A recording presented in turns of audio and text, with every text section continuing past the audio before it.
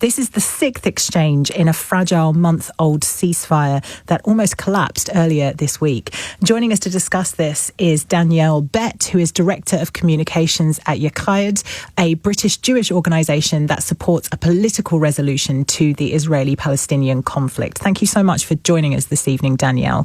The first question I want to ask you is, why did the ceasefire talks almost collapse earlier this week? Well, there's quite a few factors to it. And I think that what we're looking at is a situation where leadership are kind of playing politics with people's lives. Hamas announced during the week that they would not release any further hostages until further notice. They blame Israel for various reasons, but we also have to take into account the statements being made by US President Donald Trump, where he's threatening to transfer the entire population of Gaza out of Gaza. So that's obviously going to also impact the negotiations. And the Israeli government also are meant to be discussing phase 2 with the negotiators, but have refused to now go into those negotiations. So I think we really have problems on all sides, which makes this deal very, very fragile. And how much do we know about how many Israeli hostages there are still being held in Gaza? And do we know about the identities of any of them? Yeah, I mean, we know how many and we know who they are. The real question is how many are alive, which is we have estimates. It's clear in the instances of people who were killed on October 7th and they were taken, their bodies were taken.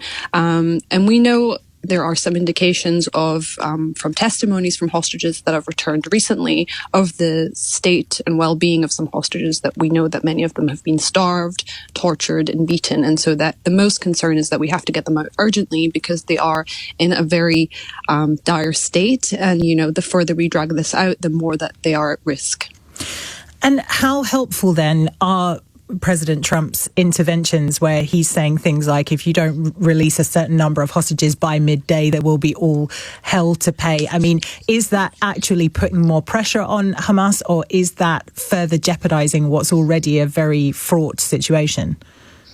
I think it's unhelpful. I think it's unhelpful to throw further fuel into this current fire, especially because it's not just what Trump said, it's the fact that the Israeli cabinet decided to endorse it. Now, that endorsing it and having a debate around it doesn't actually mean any action, because over the week the Israeli government have threatened that if all hostages aren't released, and then they didn't define what the word all meant, as in all that were meant to be released, all in this phase, all together, if all aren't released, then all hell will break loose, or whatever the right term is that they used. But clearly 3 were released as was agreed, and we are kind of continuing as business as usual. We don't know from day to day now what's going to happen, how the Israeli government are going to decide to proceed.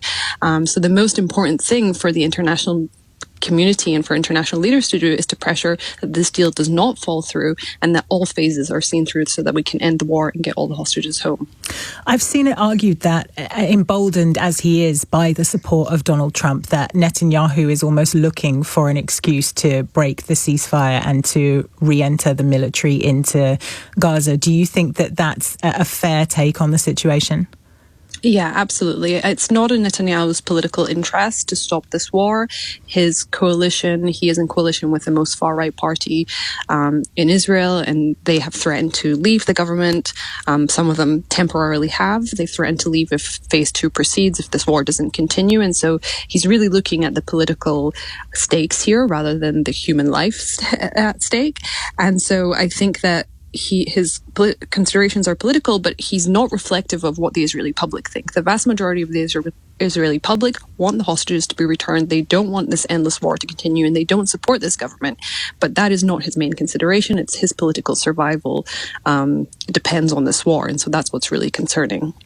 Obviously, we are all hoping and praying that the ceasefire holds, that it gets through to its next phase, that the hostages are returned safely. How hopeful are you that that will be the outcome? And as well, that Gazans are allowed to return to their homes? It's very difficult to feel hope in this region, because I think we've been let down so many times by just completely a failure of leadership, and not just Israeli leadership, Palestinian leadership too. And I think that relying on Donald Trump as a true partner for long-term peace, it's very difficult to have any hope that that is his desire and that he's able to deliver that. So it's difficult to feel hopeful.